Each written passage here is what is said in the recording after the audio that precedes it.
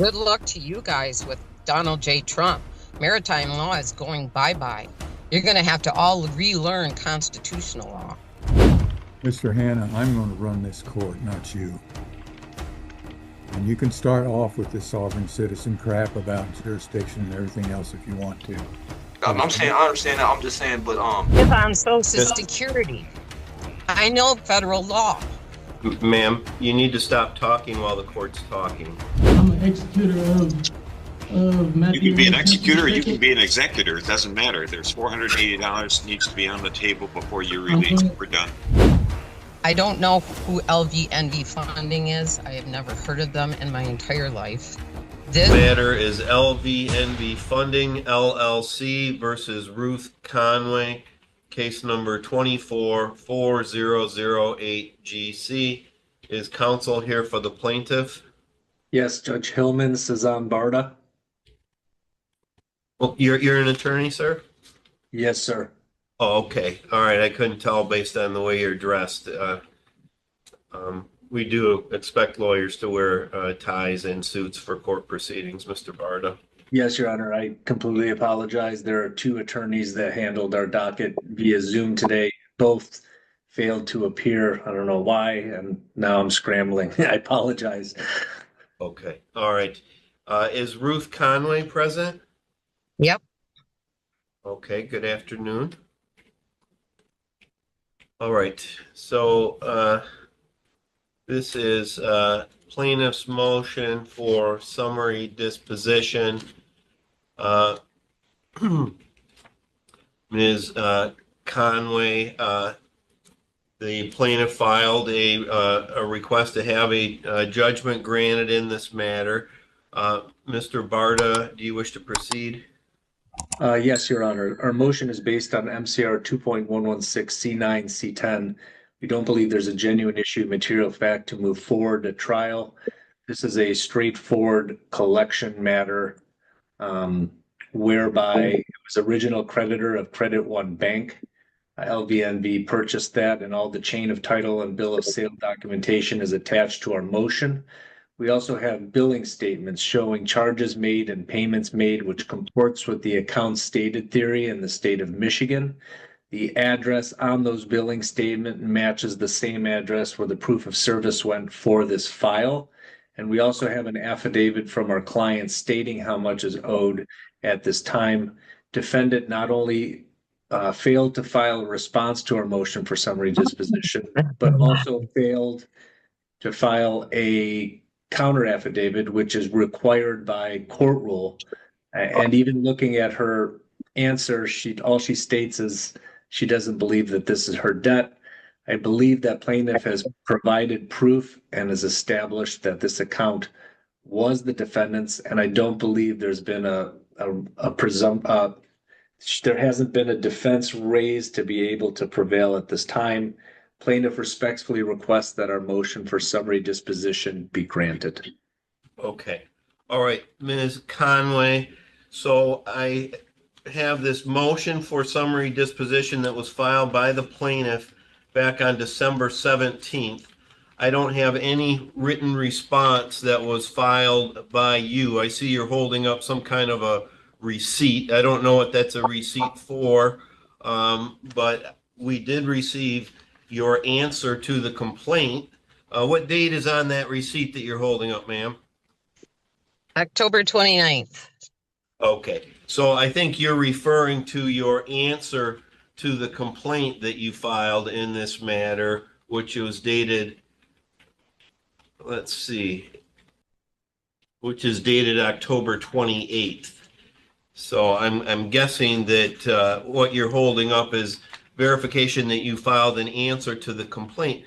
However, there was a motion for summary disposition, and basically I never got that. I never got that. Ma'am, hang on. You need to listen while the court's talking, and then I'll give you an opportunity to talk afterwards.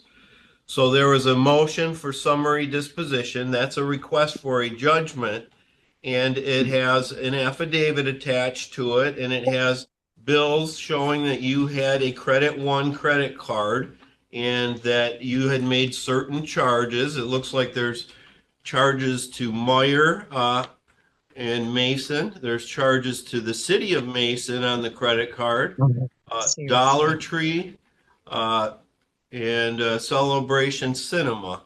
And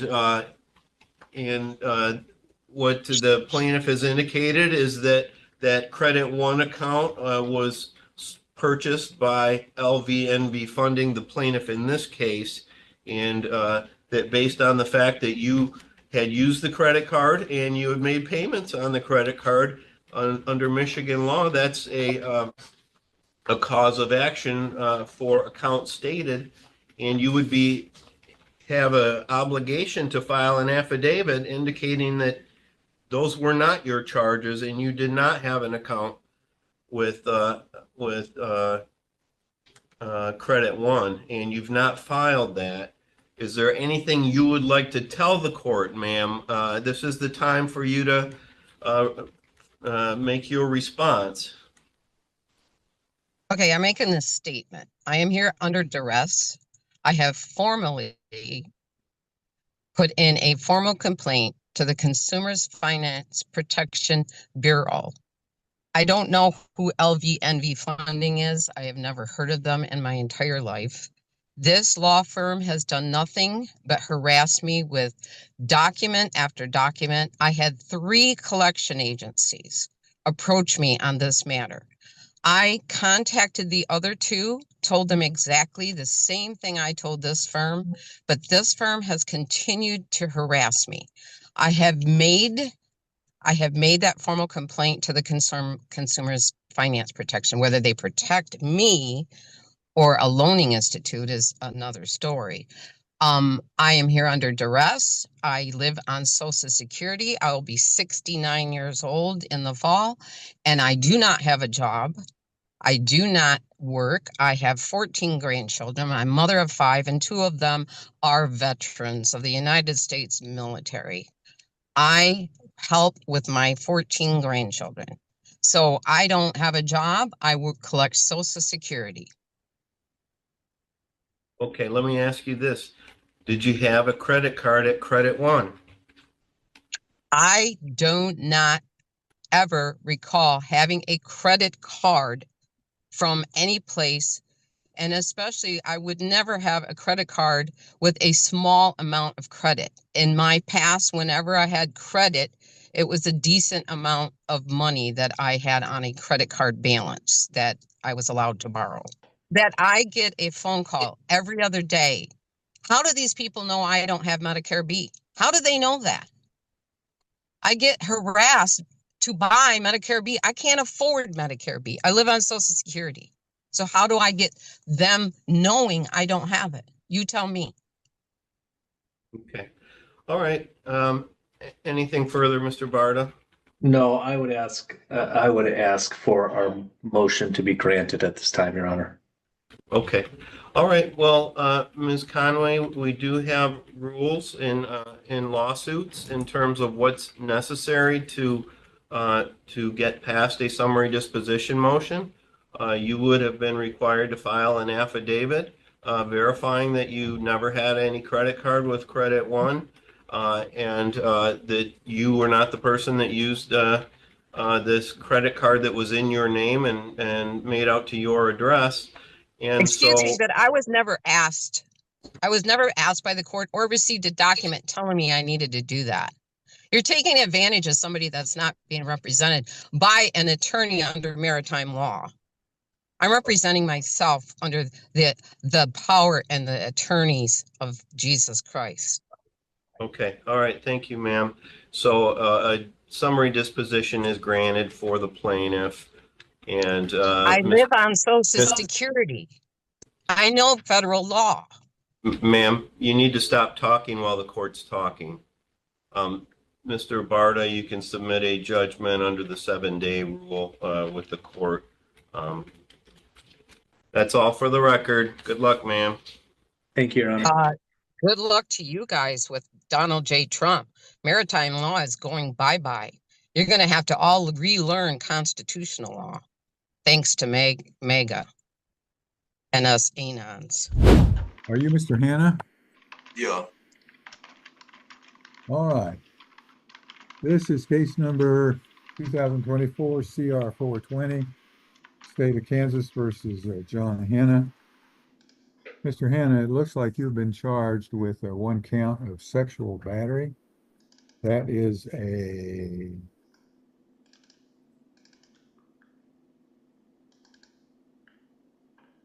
that's a Class A misdemeanor. That can carry up to a year in the county jail and a fine of up to $2,500. So let's talk about how you might want to handle your case.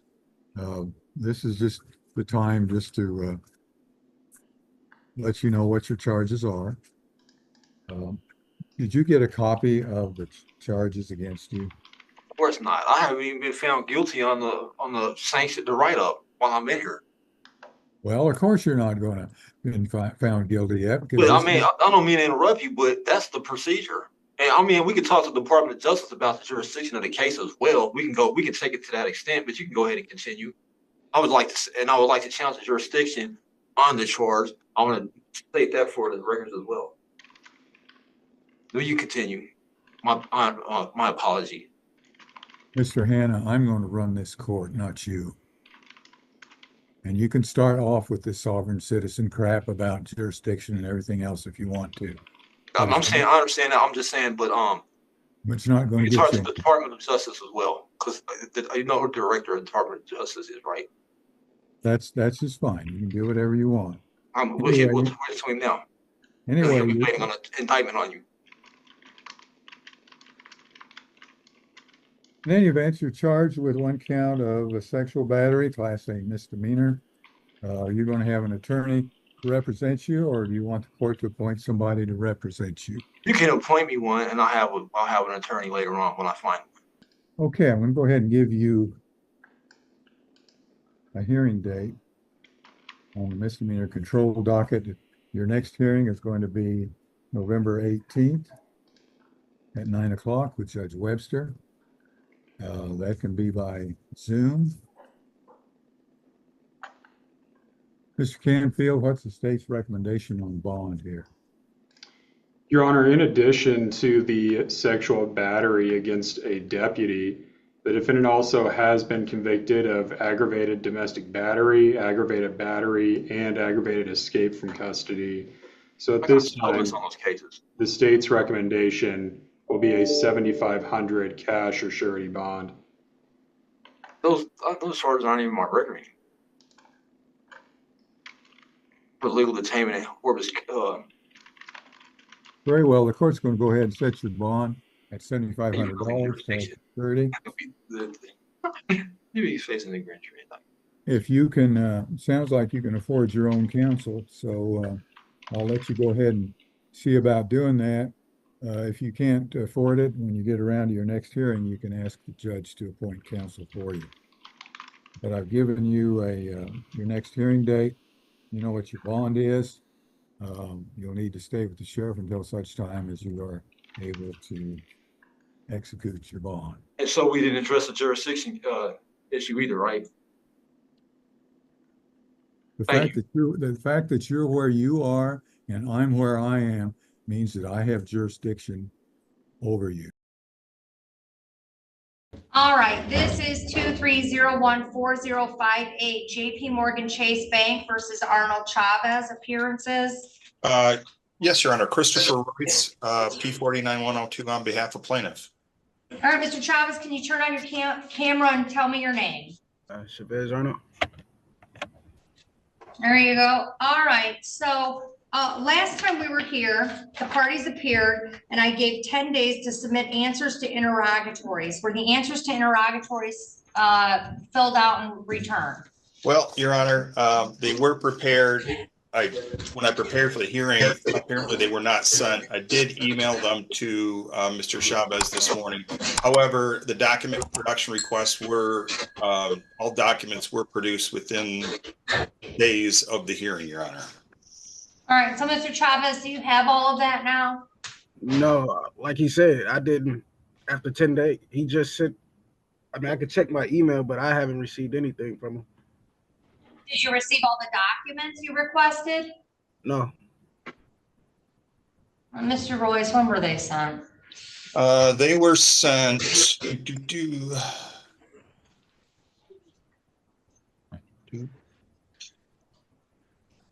on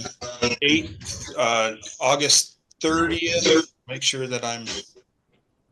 No, we had a hearing on, maybe, I have that on 10/24, we were waiting for answers to interrogatories. Yeah, the interrogatories mostly related to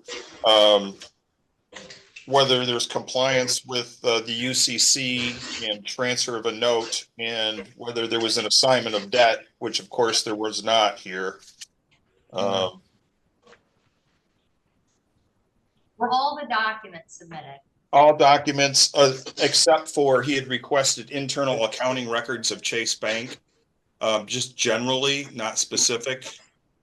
But the Chase Bank record relative to his account statements were provided. Okay. So, Mr. Chavez, what is the defense on this case? What is your defense? Well, I needed to see one of the documents. Well, my defense is that, I've been researching the law and, the powers of the banks, and it's more of a accuracy of the actual accounting that I'm trying to make sure, and, make sure that everything is accurate. So it's not my intent to not pay anything, but I need to know, based off the accounting, that I am paying what I'm supposed to be paying. And based off of what they're saying,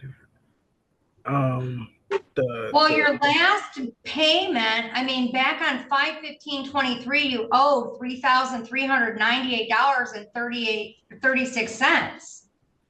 And they're coming for $3,398.36. That was the balance on the card at that time. That's why I asked questions, Your Honor. You say you gave them 10 days to send it to me. They didn't send it to me. I just got an email this morning. You're not disputing that you had the card,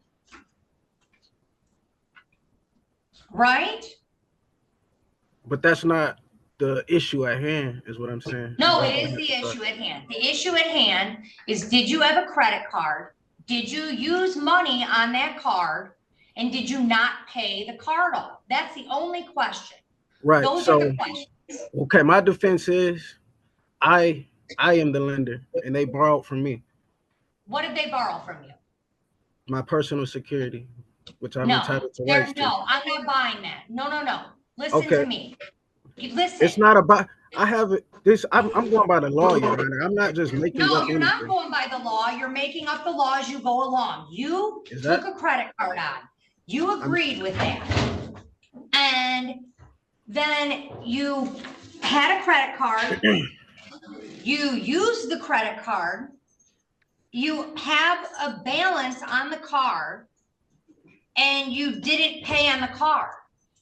They don't owe you anything. So when I asked for the application, the evidence that opened up the account, because they go by GAAP accounting principles. If my application opened up the account, that means there will be a credit on my account, because that's a cash equivalent. That's what the law says. All right. Mr. Royce, I don't have a motion for summary disposition in the file. Yeah, we talked about that last time, and I was going to file one, but this hearing was a little bit too early. The motion would have had to been filed the next day, so I did not get that out. All right, motion for summary disposition. We will have a hearing for a summary disposition on 1, 2, 3, 4, December 19th. Can I see that? 1 second. One second here. I have them. No, wait a minute. December 19th. Okay. It's going to have to be January 9th. Okay. My clerk's indicating. I will get that out right away. I had it prepared, but then I noticed that I didn't have enough time to actually serve it. Yeah, motion for summary disposition. Hearing date will be January 9th to 25th. And the motions to be filed forthwith, and a copy obviously is to be provided to Mr. Chavez. And we'll see you back on January 9th, 2025 at 9:30 a.m. for the hearing. Thank you, Your Honor. All right, we're all set. All right, and I've got Mr. Chavez back. Do I have Discover Bank still? Yes, Your Honor. All right, Mr. Chavez, can you turn on your camera and your microphone, please, sir? All right, we're back on 24010674. The Discover Bank versus Arnold Chavez. Can I get appearances? Good morning, Your Honor. Michael Goethals, P number 48992 of counsel to the law firm of Buckles and Buckles, appearing on behalf of Discover Bank. All right, Mr. Chavez, tell me your name. Chavez Arnold. All right, and I know that we had a previous court date on this on October 10th, and the default was filed, and then an objection was filed timely on this case. So we're here to set aside the judgment.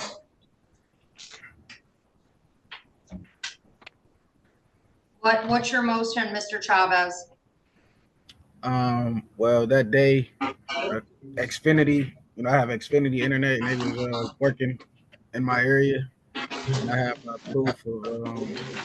I talked to them in the chat. They confirmed it, and I have they gave me a bill credit for inconvenience, so that's why I wasn't able to attend because I was having problems with my internet. All right, and just so you know, Mr. Goethals, we did have notice that he had contacted the court and that he was unable to get on that day. Oh, he contacted the court on October 10th? I'm not sure if it was on October 10th, but it was shortly thereafter. If it wasn't October 10th, that he was having internet issues and could not get on. So here's what we're doing. I'm assuming, Mr. Chavez, do you have a defense on this case? I just want to go through the due process. Okay. All right. Here's what we're going to do. I'm setting a date. So what do we need discovery on this? Mr. Goethals, so this is a credit card bill? Yes, Your Honor, a Discover card. All right, and this is Discover Bank, so there's no issue as to whether or not it's transferred hands? No, Your Honor, we represent the original creditor. All right, and I see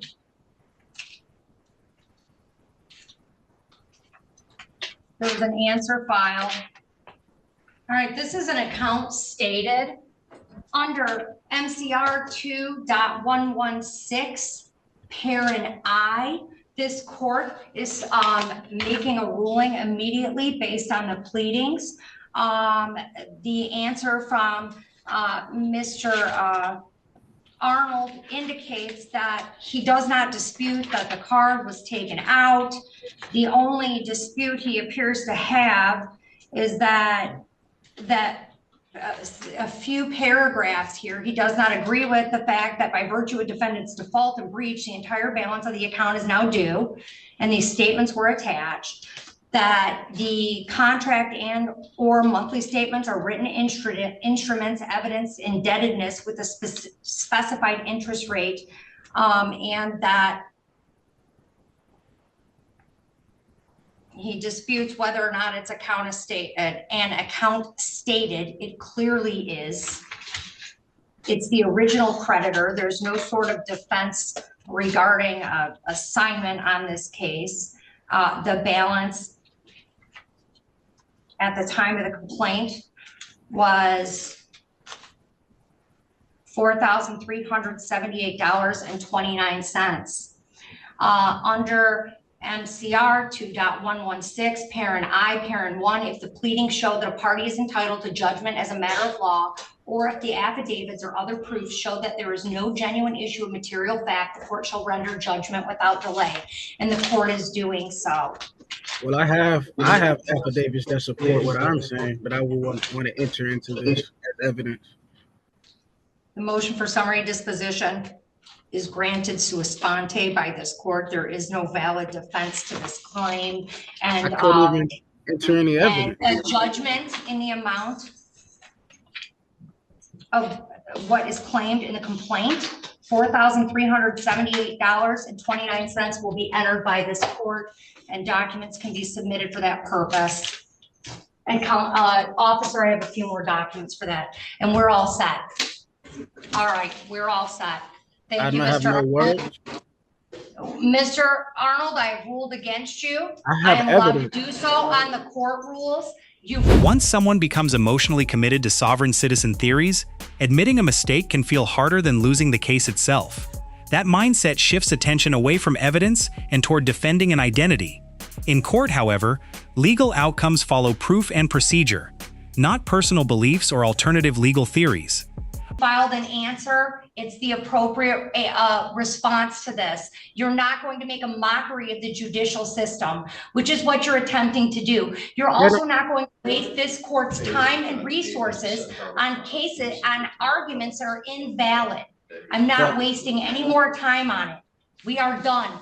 Thank you. Thank you, Your Honor. Mr. Simpson, can you hear me?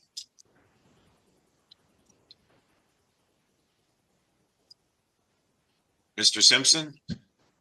I go by Matthew Aaron Simpson, the person that you're speaking on. I don't recognize. You go by Matthew Simpson, correct?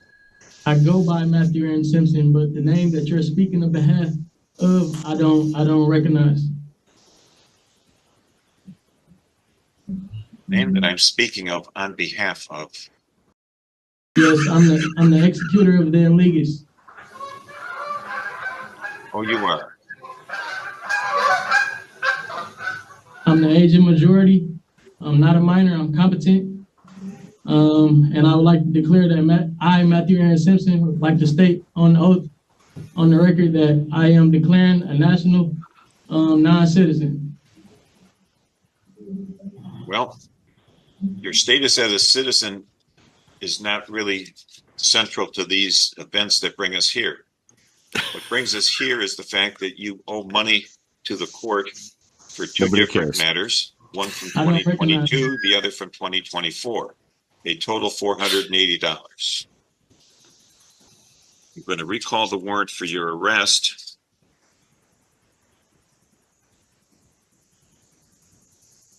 How did you come to be arrested? I don't recognize. Who brought you to the jail? I don't recognize. Your Honor, if I may, I'm appointed this morning for arraignment purposes only, and I know that Mr. Simpson does not wish me to represent him, and obviously that's up to him. But I will let the court know that I did check the inmate screen, and it looks like the 44th District Court is the only matter holding him currently. And he also has a warrant out of Grosse Pointe Farms for a traffic arrest, but this is the only thing in Oakland County, it appears. Thank you. Well, Mr.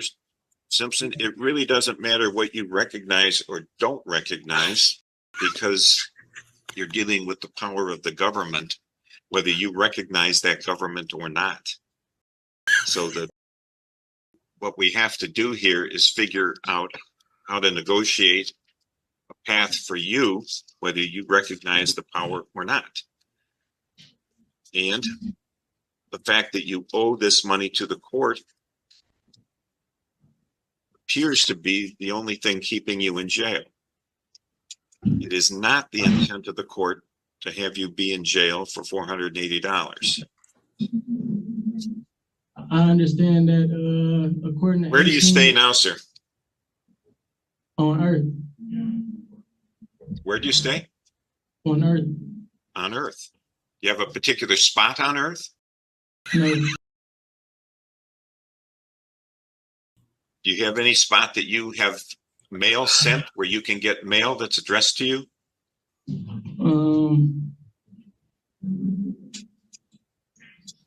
I don't recognize.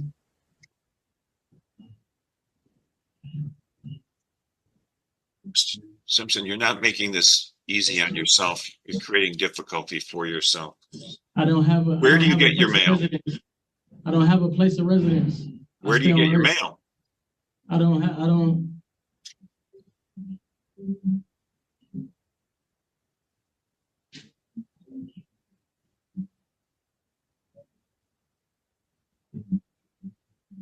feeds you? Who feeds me? Yeah, who feeds you? When you're not in jail, how do you eat? I put food in my mouth. Okay. Where do you get the food? Earth.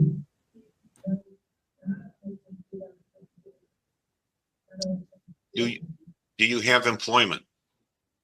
I don't recognize. Does anybody pay you for working for them? I don't recognize. Well, you recognize the fact that you're behind bars now, do you not? I don't recognize.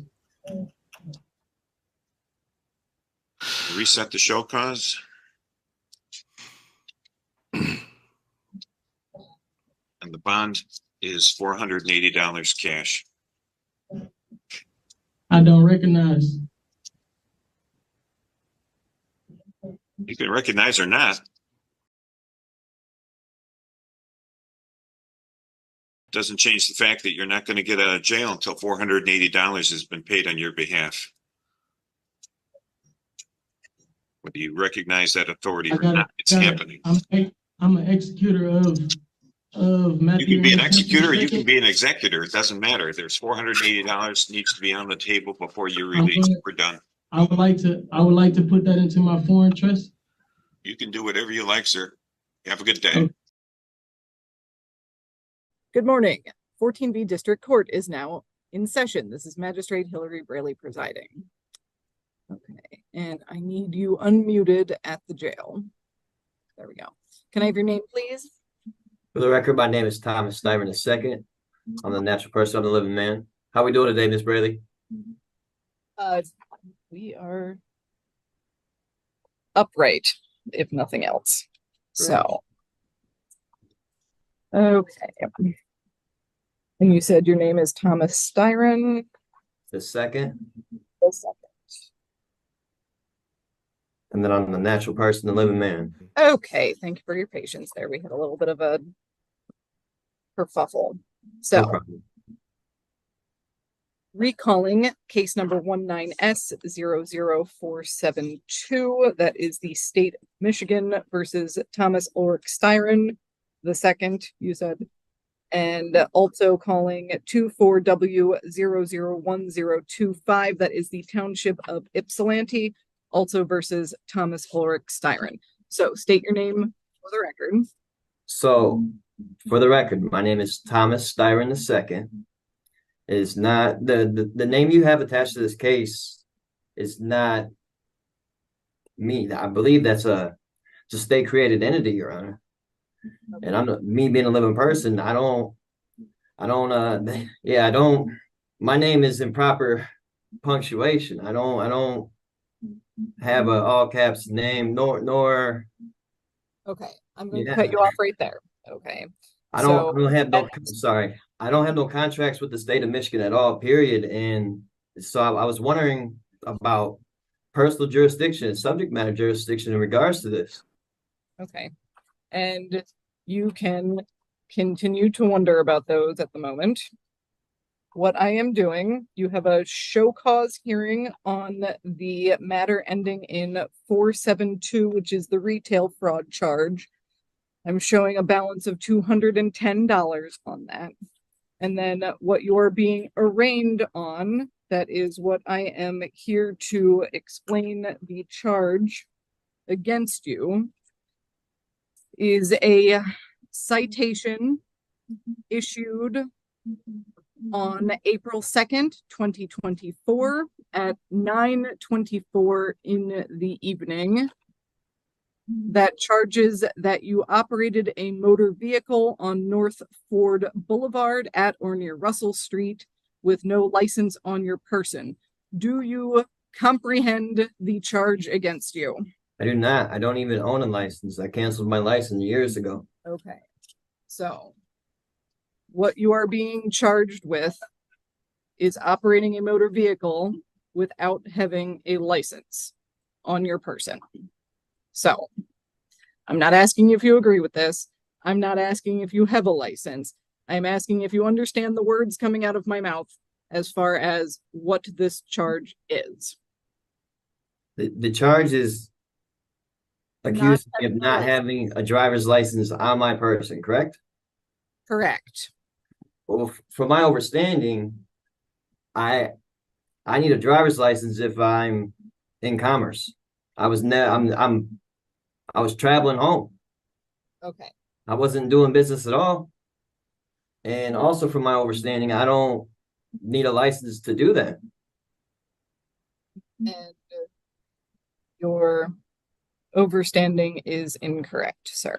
But we are not going to get into that for now. You are saying that you have understood the words as far as not having a license on your person. It is a misdemeanor charge with a maximum penalty of up to 93 days in jail, a $500 fine with court costs, or both. So this is under the assumption that you guys have personal jurisdiction and subject matter jurisdiction over me, right? Yes. So at this time, the court is going to set a pretrial date for you. That will be before Judge Washington. ma'am, can we prove the jurisdiction first before we go ahead with setting a trial for that entity or a pretrial for that entity? I hear you. And at this point, you are appearing in front of the court. You have put your name on the record. And yes, we are setting a pretrial date for you. I did put my name on the record, and my name that I put on the record is not the same name that you have attached to that case. And you can provide documentation of such at your pretrial date, which is going to be June 26th.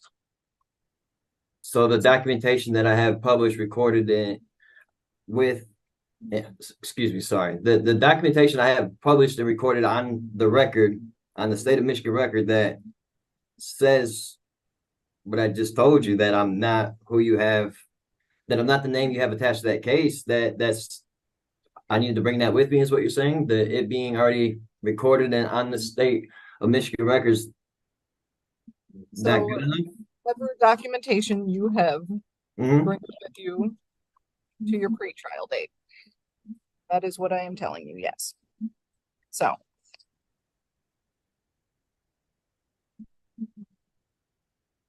And again, that court date, June 26th. Okay, will be June 26th at 9 a.m. before Judge Washington. The court will enter that you are standing mute to all charges at this time.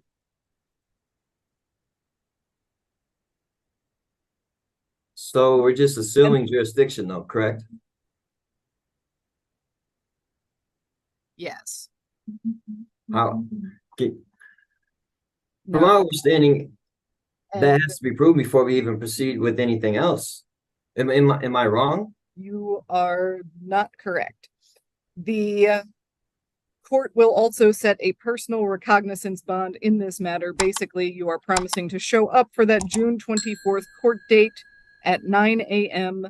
over Zoom before Judge Washington, where you will have your pretrial. Okay, so at this point, your hearings are concluded. You are free to stand up and tell the jail that you are finished. I'm not threatening you. Say one more word and that's 30 days.